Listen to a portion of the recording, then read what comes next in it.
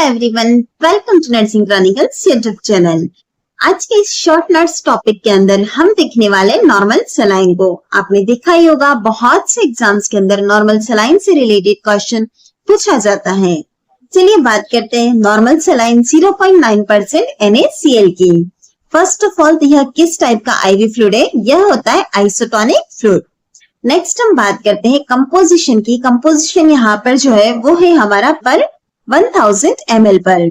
अगर हम बात करते हैं NS की, NS के अंदर जो सोडियम होता है वो कितना होता है 154 मिली इक्विवेलेंट पर लीटर। वहीं अगर हम बात करते हैं क्लोराइड की, तो क्लोराइड का भी सेम रेंज होता है 154 मिली इक्विवेलेंट पर लीटर। अब बात की जाती है कि इस फ्लूइड की ऑस्मोलरिटी कितनी होती है, तो वो होती है 308 mOsmo पर लीटर। अब बात आती है कि इसका पर होता है। अगर इस बात करते हैं इसके यूजेस की, सबसे फर्स्ट आएगा हाइपोवोलेमिया के अंदर, डिहाइड्रेशन के केस के अंदर इसे दे सकते हैं। जहां पर हमें सोडियम का रिप्लेसमेंट प्रोवाइड करना हो वहां पर दे सकते हैं। नेक्स्ट आएगा हमारा used with blood transfusion, blood transfusion के साथ में इसे दिया जा सकता है। इसी के साथ ही आपने देखा होगा हम हॉस्पिटल्स के अंदर ड्रग को डाइल्यूशन के लिए या फिर आईवी लाइन को फ्लश करने के लिए जो होता है इसे यूज में लेते हैं। अब बात करते हैं इसके जो की फीचर्स है उनकी। की फीचर्स के अंदर आप देखने वाले सबसे first only IV fluid compatible with blood product.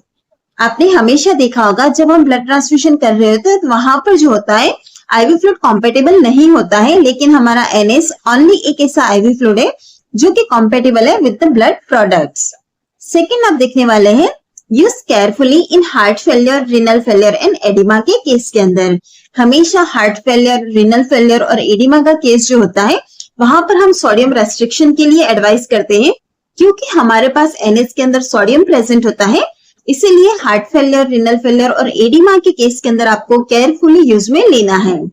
वहीं अगर हम बात करते हैं, अगर हमने NS को एक्सेसिव एडमिनिस्ट्रेट कर दिया तो इसकी वजह से क्या हो सकता है, फ्लूइड ओवरलोड हो सकता है या फिर हाइपरनेट्रीमिया का कंडीशन हो सकता है।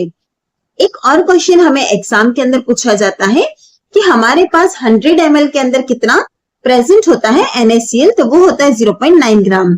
वही रेंज अगर हमें पूछा जाए 1000 ml के अंदर तो वो होगी हमारी 9 ग्राम NaCl प्रेजेंट होता है इन 1000 ml।